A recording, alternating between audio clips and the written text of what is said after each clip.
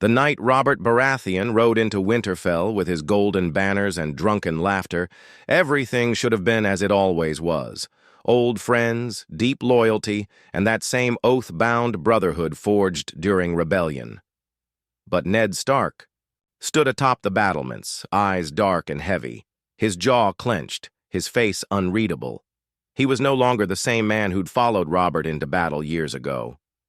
Time, secrets, and the cold truths buried beneath Winterfell had changed him. It began with Lyanna. Ned never spoke of it, not truly. But after the Tower of Joy, after seeing his sister's lifeless body wrapped in bloody sheets, after hearing her last whisper and promise, something broke inside him. The man who had followed orders and bent the knee began to wonder if honor had any worth at all in a world where the honorable always died.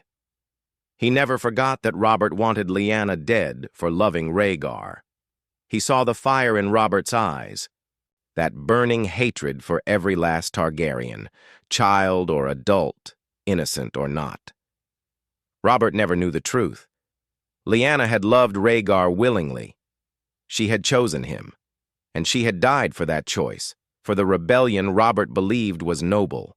Ned buried the truth beneath stone and snow. He raised Jon as his bastard, swallowing shame and whispering lies to Catelyn that carved their own ice between them.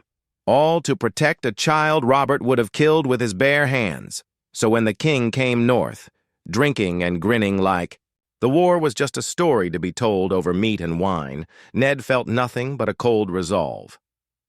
"Be my hand," Robert said, loud and sure, as if it were a reward, a title. But to Ned, it sounded like chains. He smiled, not out of joy, but calculation. 3 days later, a raven left Winterfell under the dead of night. Not for King's Landing, not for the Wall. It flew east, toward the Vale. Ned knew Robert was a drunken fool who ruled with a sword and a memory of war. The realm was fragile. Jon Arryn was dead. The Lannisters whispered in the dark, and the Targaryen children still lived somewhere across the sea. Chaos was coming, but it didn't have to be the Lannisters who seized power. Not them. It could be the North. It could be him. He met with Maester Luwin first, quietly. "If Robert dies," Ned asked, "who holds the realm?" Luwin had frowned. "Stannis by rights, or Renly if the court sways, but neither is loved. And the queen? Well, you know the whispers." "I know more than whispers," Ned muttered. The maester hesitated. "And you, Lord Stark? What would you do?" Ned looked out at the snows beyond the walls. "I would do what must be done. For the realm. For the future." The plan was cold, like the North itself. A hunt was arranged. Robert loved to hunt, loved to drink even more. Only this time the wine was gifted by Ned himself, stronger, laced, enough to cloud a king's judgment. Then came the boar. Some say the king charged it with mad bravery. Others say he fell. The truth? Only 2 men knew. Ned, and the man who delivered the final wound when Robert was too slow to rise. Ned never wept when Robert died. He stayed by his bedside, held his hand, whispered false words of comfort. "Rest now, brother. You've done your part." When the court mourned, Ned played his part well, somber, loyal, dutiful. He discovered a letter, written in Robert's final moments, naming him protector of the realm until Joffrey came of age. Cersei screamed. Littlefinger raised an eyebrow, but no one dared move against the North, while Ned held the gates of King's Landing with 10,000 Stark men summoned quietly during Robert's final days. The realm bent the knee, and for the first time, Ned Stark looked into the Iron Throne room, not with reverence, but with decision. Honor was for the dead. Power was for the living. The first time Ned Stark sat in the small council chamber as Lord Protector, silence met him. Not respect, not fear, just the weight of suspicion wrapped in courtesy. Varys, ever the shadow in silk, bowed too low. Littlefinger smirked just enough to be disrespectful. Renly Baratheon stared at Ned like a dog guarding its bone. Only grand. Maester Pycelle offered support, and even that reeked of self-preservation. "The boy should rule," Cersei Lannister said bluntly, breaking the silence, her voice sharp as the lion's claws. "Not until he comes of age," Ned replied, tone cold, firm, "and until then, I rule in his name, as Robert decreed." "You forged that will," she hissed. Ned didn't blink. "Then prove it."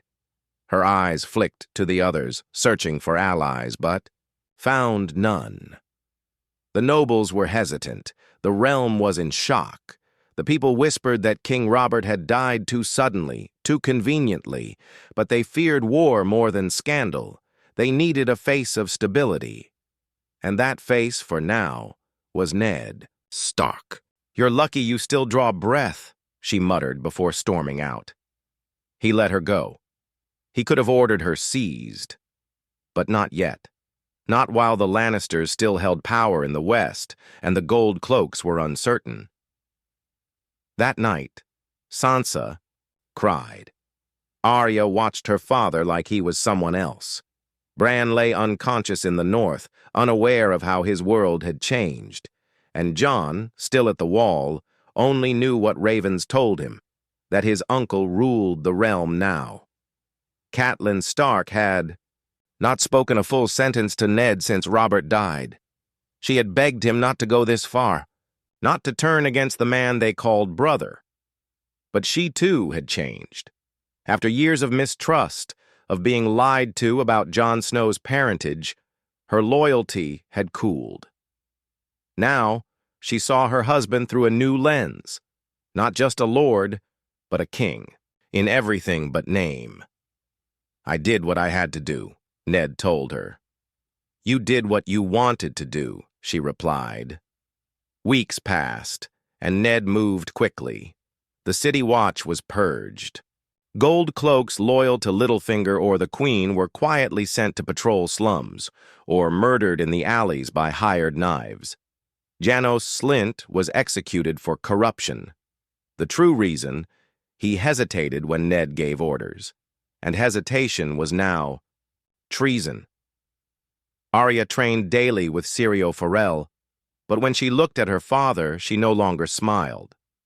Sansa was worse, quiet, pale, distant. She grieved Robert in her own childish way, blaming her father for tearing her from the path to queenhood. "I loved him," she cried one night. "He was kind to me." Ned didn't argue.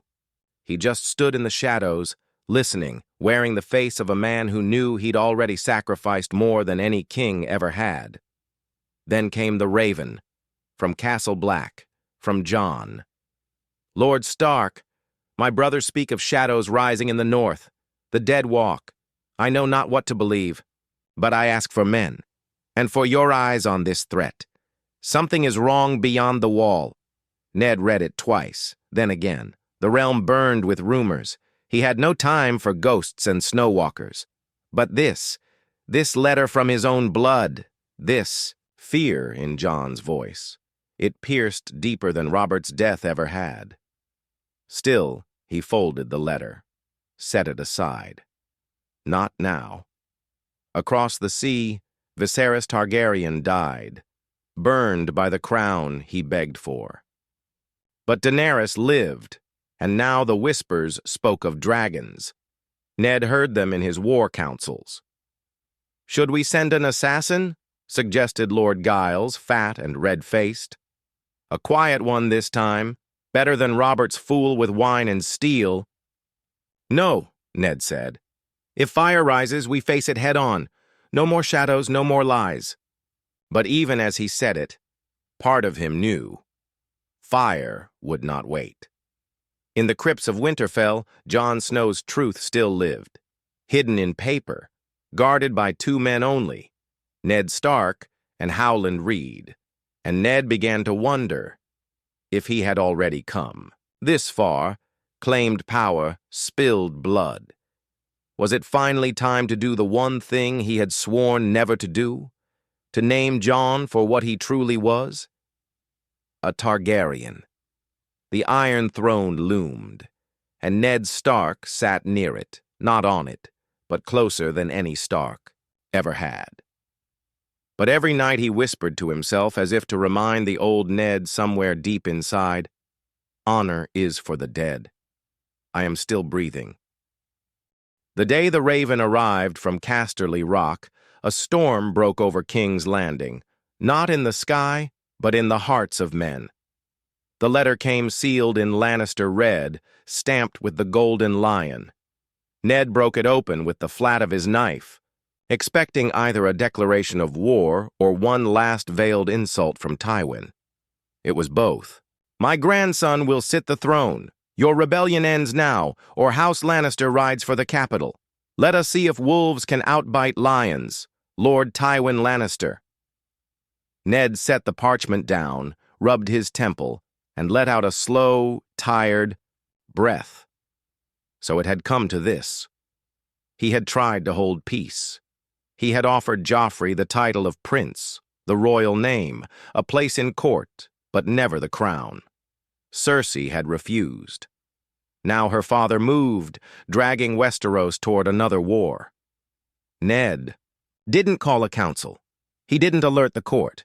Instead, he summoned one man, Sir Barristan Selmy. The old knight entered with quiet grace, white cloak fluttering behind him. "Lord Stark," he said, bowing. "You sent for me?" "I did." Ned studied him carefully. "You served King Robert loyally. You also served Aerys before him." Barristan didn't flinch. "I serve the realm, I serve the throne. And who sits it in your eyes?" The silence stretched. Then, "You do. For now." That was enough. "I need your sword. Not just in court, but in war. Will you ride under the Stark banner, should it come to that?" Another pause. Barristan's jaw tensed. His honor warred with his logic. But finally, he nodded. "A king's justice is no less sharp for the truth behind it. If the Lannisters ride, I ride with you." Ned moved quickly after that. Ravens flew to River Run. He called on Hoster Tully to stand with his daughter's husband, invoking the old alliances.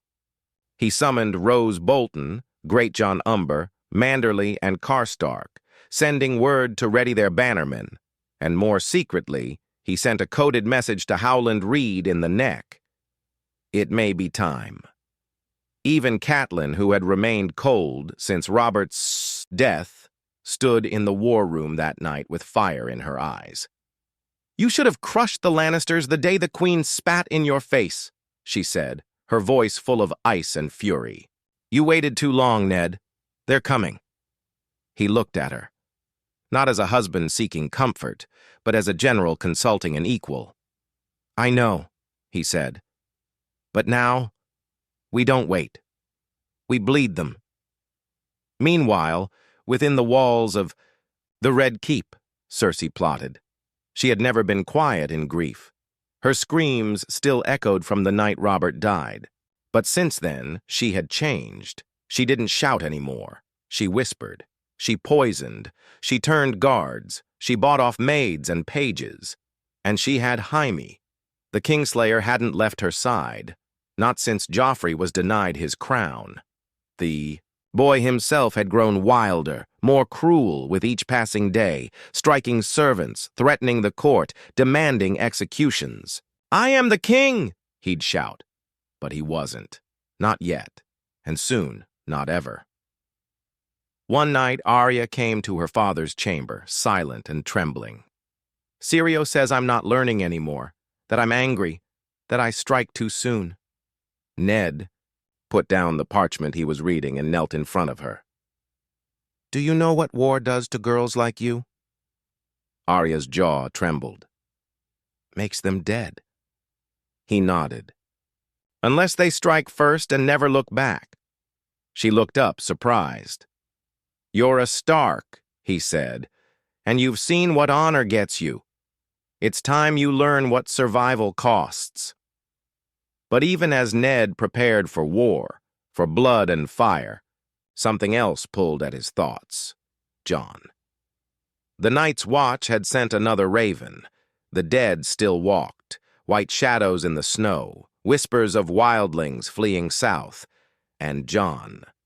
Jon had ridden beyond the wall. No more letters came after. Every night Ned dreamed of the Tower of Joy, of Lyanna's dying breath. Promise me, Ned. And every morning he looked at the fire and wondered if Jon's name, Targaryen, could still save the realm or doom it. In the capital, spies vanished. Merchants fled. People hoarded food. The smell of war clung to the air.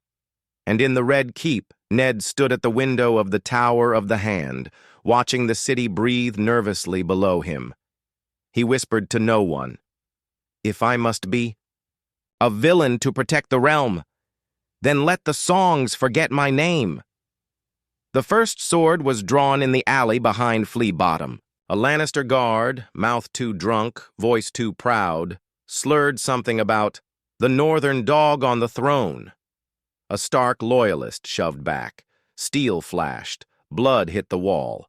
By morning, 2 men were dead, and the entire city was awake with fear. It wasn't war, not yet. But it was the first spark.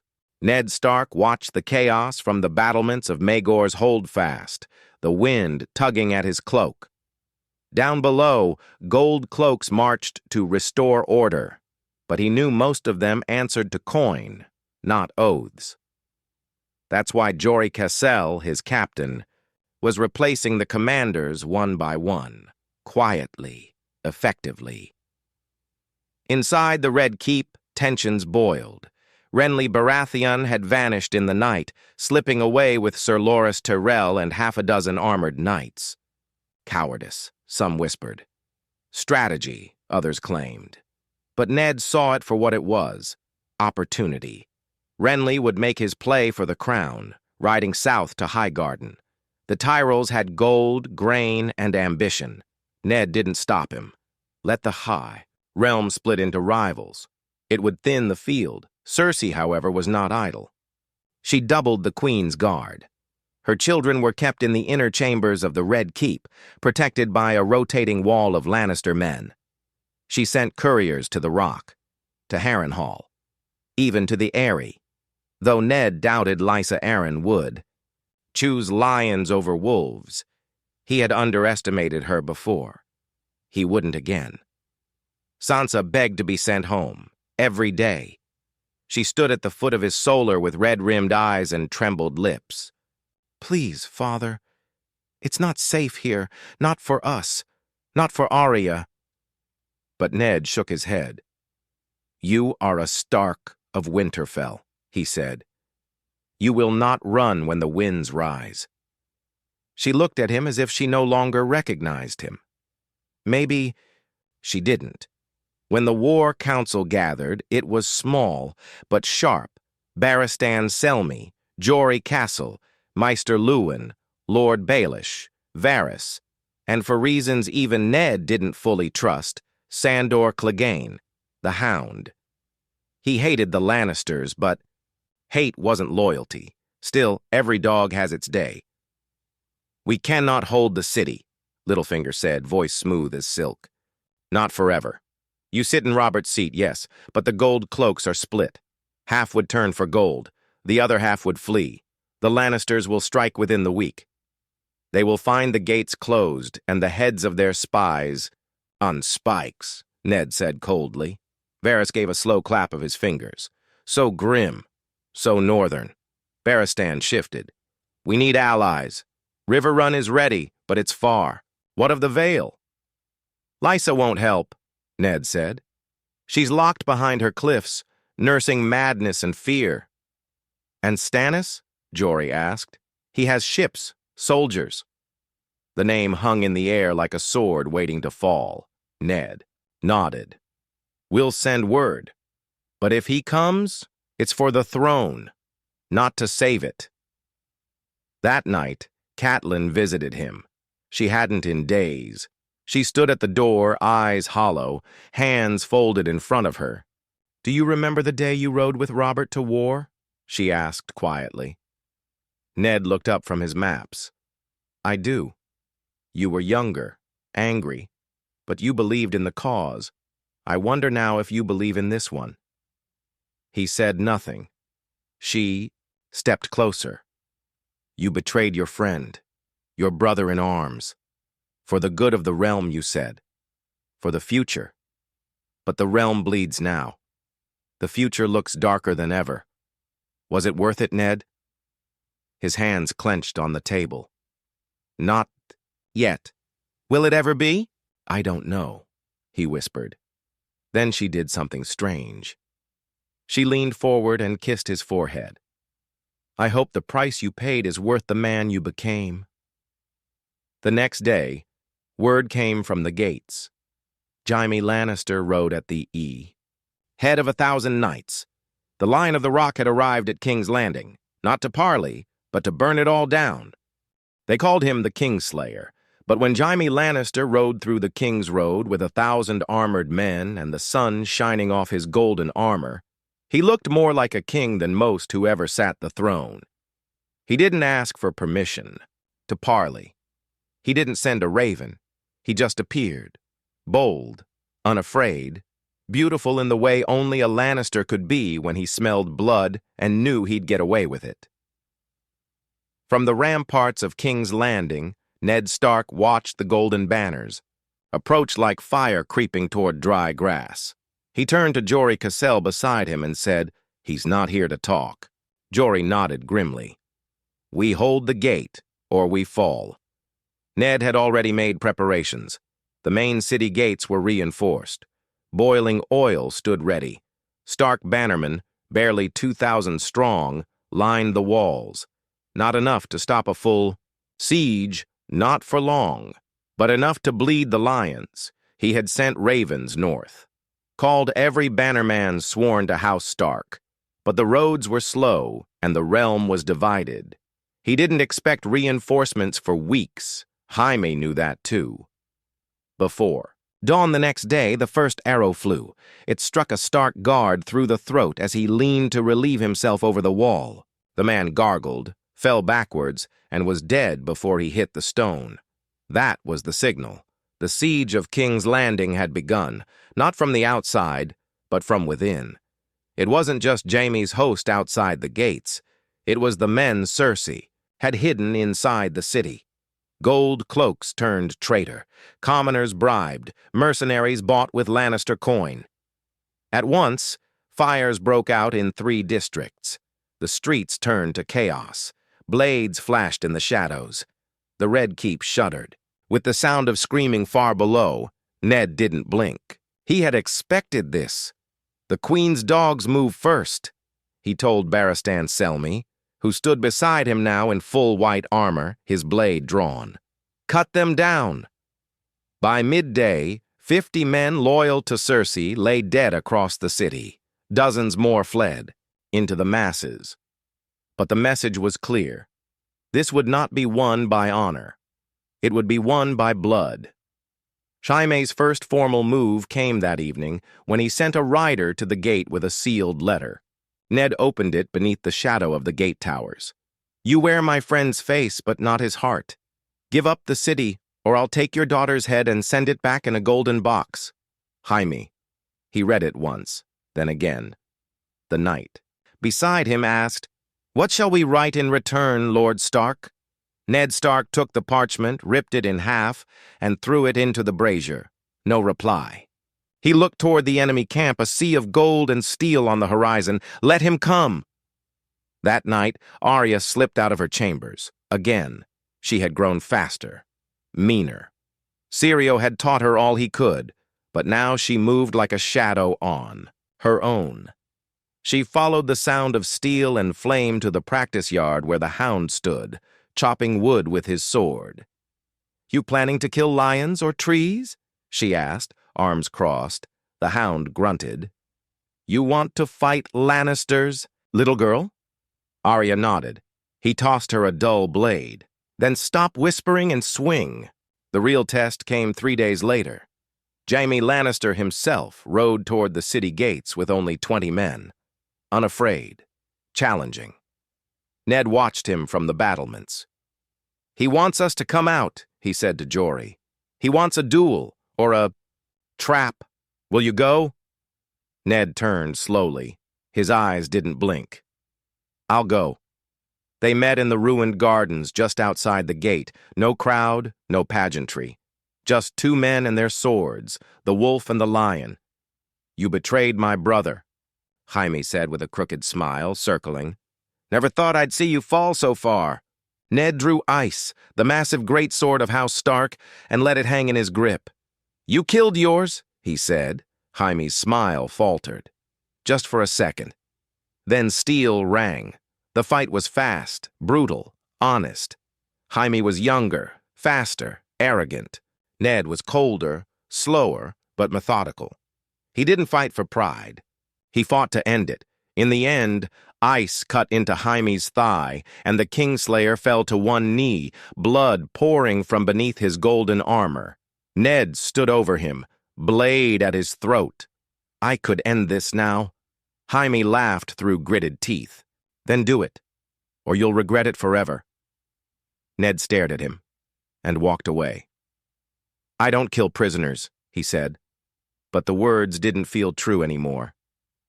That night, Jory Cassell came to him quietly. "The gold cloaks found something," he said, voice tense. "Something in the Queen's quarters." "What?" Jory held up a small, twisted bottle of black glass. "Poison. Enough to kill a city." Ned didn't speak for a long time. Then, "Take Arya and Sansa, get them out, tonight." Because Ned Stark knew now. The lion would burn everything before losing the crown, and he had just given her a reason to do it. The secret tunnels beneath the Red Keep were older than the throne itself, passageways built during Maegor the Cruel's reign, hidden behind wine cellars, stairwells, and forgotten chambers. Only the Targaryens had known them all. And Varys. That night, Ned Stark stood in one of those tunnels, cloak drawn, the torchlight flickering across the stone walls. In front of him, Jory Cassell knelt beside a small crate. Inside it were black glass vials. Thin, elegant, deadly. Dragon's breath. Varys had called it. The rarest poison in the free cities, slow, tasteless, and designed for mass death. A single drop could poison a well. A full vial in the city's water supply. Slaughter. Cersei had been planning to burn the city from within. Ned picked up one of the bottles, turned it in his hand. "Was this meant for me?" Jory shook his head. "No. The kitchens. The servants. Maybe even the sept." Ned lowered the vial carefully back into its place. "She was going to kill the innocent just to unseat me," he murmured. "She's a Lannister," Jory said simply. Elsewhere in the city, Cersei stood over her son, brushing Joffrey's golden curls back from his forehead. His face was twisted in a scowl even as he slept. "He should have been crowned already," she muttered to Jaime. The people would follow him. Jaime leaned against the wall, limping now from the wound Ned gave. Him, a flask of wine in hand. "They'll follow who feeds them. The city's starving." She turned to him, eyes wild. "Then we remind them who rules. Let the wolves bleed. Let the streets burn. We'll take what's ours." Jaime tilted the wine bottle. "I liked you better when you were just a whore with a crown." Her hand slapped him. Hard, but neither said another word. At dawn, a second raven arrived from the wall. It bore a broken seal and old blood across the parchment. Jon Snow had written the letter, but someone else had closed it. "Lord Stark, I have seen the dead rise. They wear the faces of men but speak no words. They march south, and we are not enough to stop them. If you believe I am your blood, then believe this. Winter is not coming. It is already here." Ned read it 3 times. His hands trembled. Then he burned it. Not because he didn't believe it, but because he did. At the docks, in the darkest hour of the night, Arya Stark waited in the shadows with Sansa, cloaked and hooded. "I don't want to go," Arya whispered. Sansa said nothing. "Father needs me." Still no reply. Finally, Sansa turned. Her voice was flat, but not cold. "You're lucky he's letting you go. He doesn't trust anyone anymore, not even himself."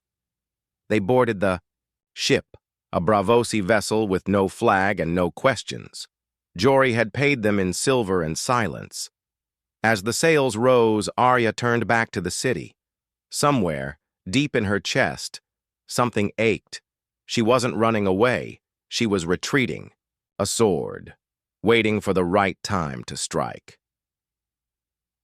In the throne room, Ned Stark sat alone.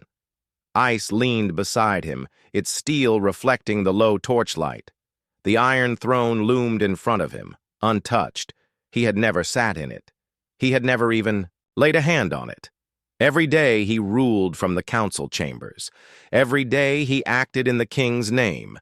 But he had never claimed that hideous, twisted thing of swords and screams. And yet, now he wondered if he should. Because Cersei wouldn't hesitate, because Stannis would come for it and Renly behind him, because the people needed a king, not a steward. He looked at the blade, thought of Robert, thought of Jon, and for the first time, whispered aloud, "Maybe it's time." The attack came before sunrise, wildfire. Green fire erupted beneath the streets, near the Sept of Baelor. Someone had lit the caches, Cersei's last game.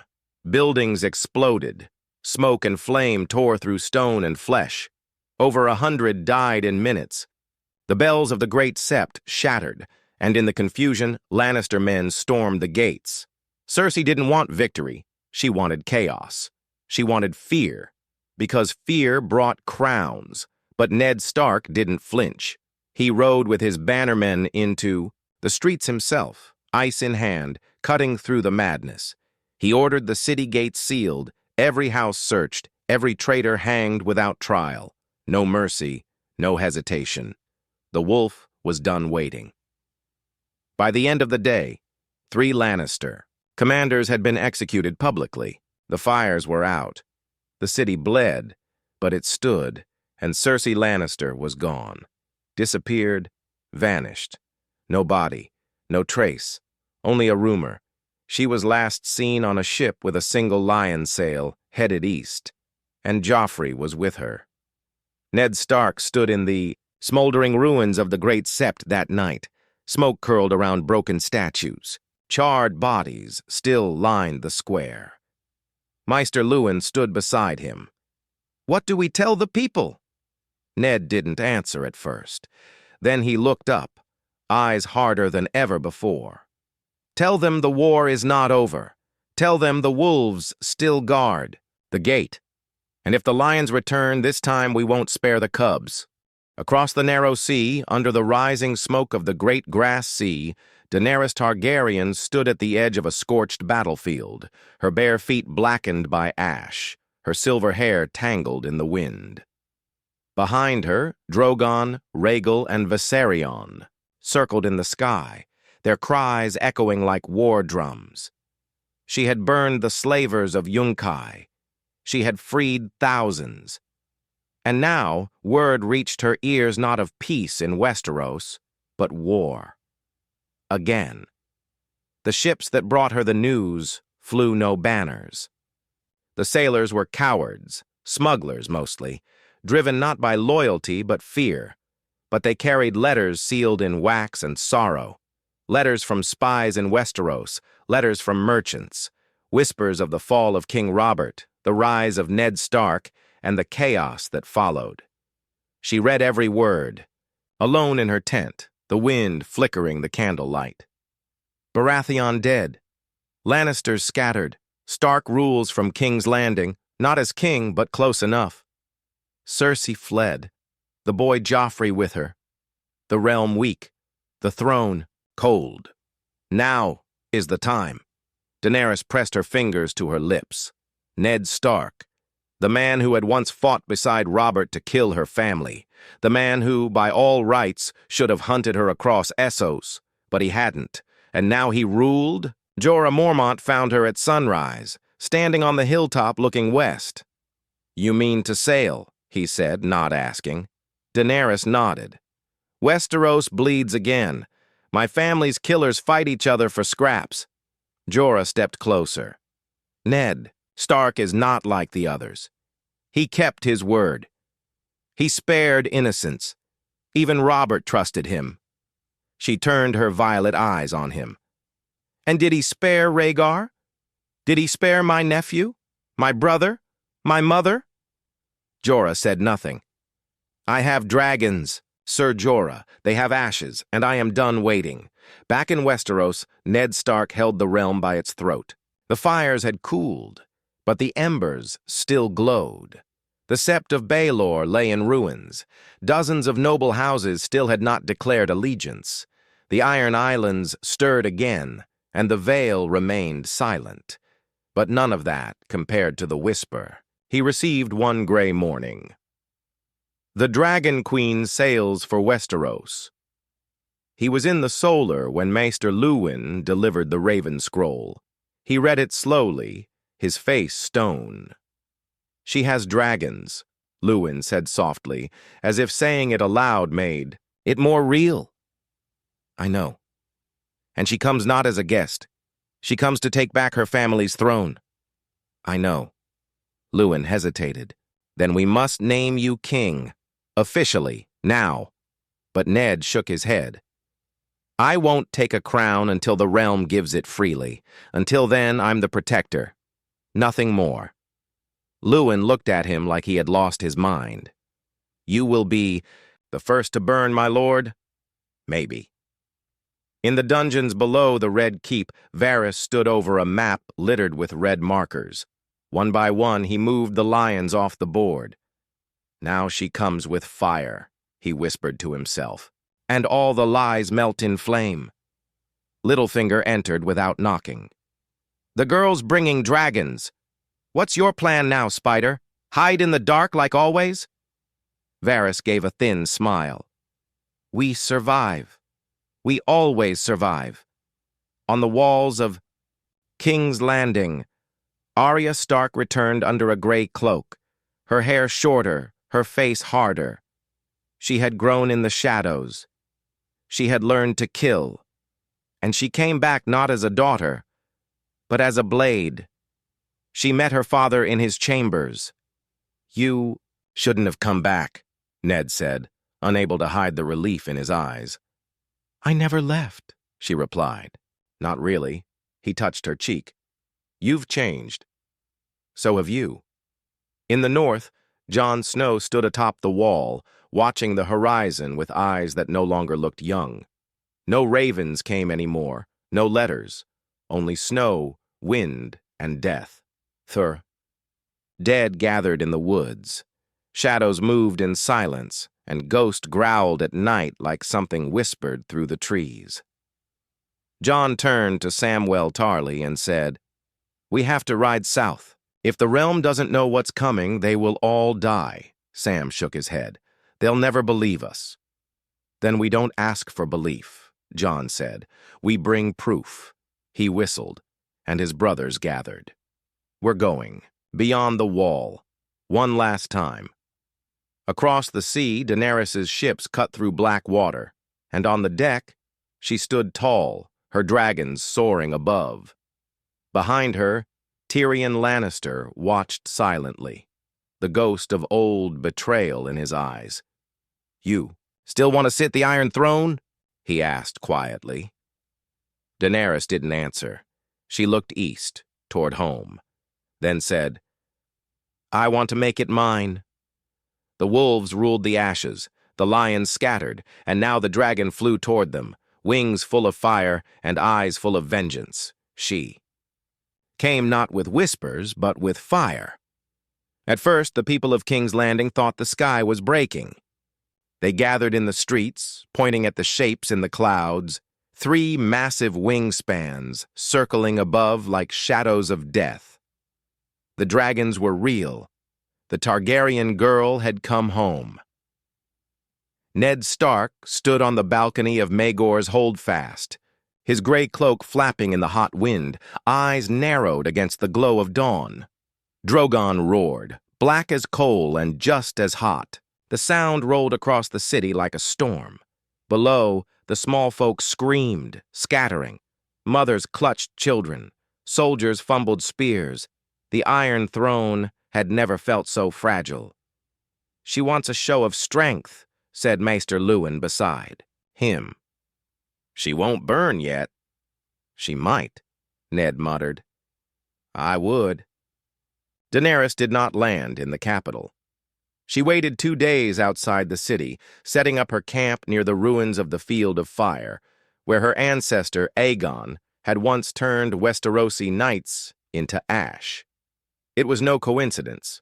Her banners flew, red and black, and her army was vast, unsullied, Dothraki, freedmen, outcasts, sellswords, and more.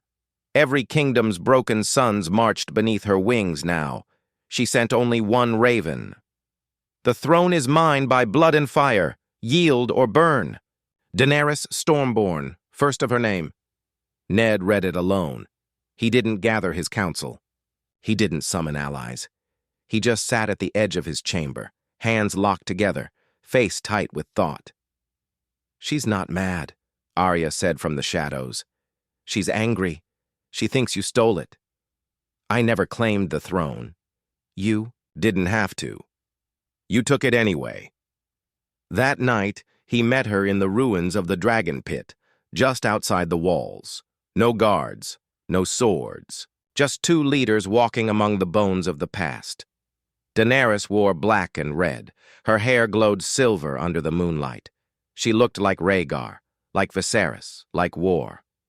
"You look tired, Lord Stark," she said. "I am." "Then step aside." He didn't move. "You would burn King's Landing to sit on a throne of melted swords?" "I would burn the old world to make room for a new one." Ned looked down at the cracked stones beneath their feet. "Your father said the same. He died screaming in this city." Her face hardened. "You mean murdered by your friend? And you helped him?" "I protected your nephew," Ned said sharply. "He lives. That's more than Robert ever wanted." Her eyes flickered. "Jon." Ned nodded. "He's coming, with the truth." But truth, like honor, meant nothing without power. The next day, Daenerys moved her army to the gates. She made it clear, if she wasn't allowed in, she would take it by force. Inside the Red Keep, chaos reigned again. Lords began to whisper of surrender. Some tried to flee. Others bent knee early, hoping to live long enough to change loyalties. Barristan Selmy came to Ned's side in full armor. "She won't wait much longer," he warned. "And if I yield?" Ned asked. "She'll still see you as a threat. You've ruled, people trust you, she won't risk that." "Then what?" Ned asked quietly. "She'll burn the city." And then came the second blow. A raven. From the wall. Jon Snow was dead, killed in the snows beyond Eastwatch, ambushed by whites. His body lost. Ghost returned alone, half mad with wounds and ice in his fur. Ned read the message with stone in his chest. He didn't speak, didn't move, only clenched the parchment so tightly it tore. Arya entered minutes later, and for the first time in years, saw her father weep.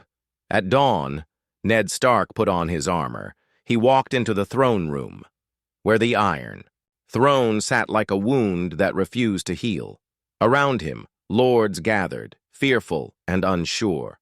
"What will we do?" one asked. "Fight? Burn?" Ned looked at the Iron Throne. Just looked. Then, without a word, he drew ice from his back and drove it through the base of the Iron Throne. The blade split steel. The throne screamed. One sword cracked, then another. The structure groaned under its own weight and collapsed. Gasps filled the hall. "The throne is broken," Ned said simply. "Let it stay that way." Outside the gates, Daenerys saw smoke rising from the Red Keep and thought the attack had begun. She mounted Drogon. But as she flew above the city, she saw something else. No banners of war, no flames, no resistance, just the Iron Throne, shattered, in the courtyard, and Ned Stark, waiting below with his sword laid flat across his knees. They met once more. This time no threats, no demands, only weariness. "Westeros is broken," Ned said. "We've burned it too many times. I came to fix it. Then do it." He stood, but not with fire, not with fear. Daenerys looked at him, a storm, still in her heart. "Will you kneel?" "No," he said, "but I will serve." She stared at him, then turned and walked away. In the weeks that followed, the city healed. Daenerys did not take the throne. She never rebuilt it.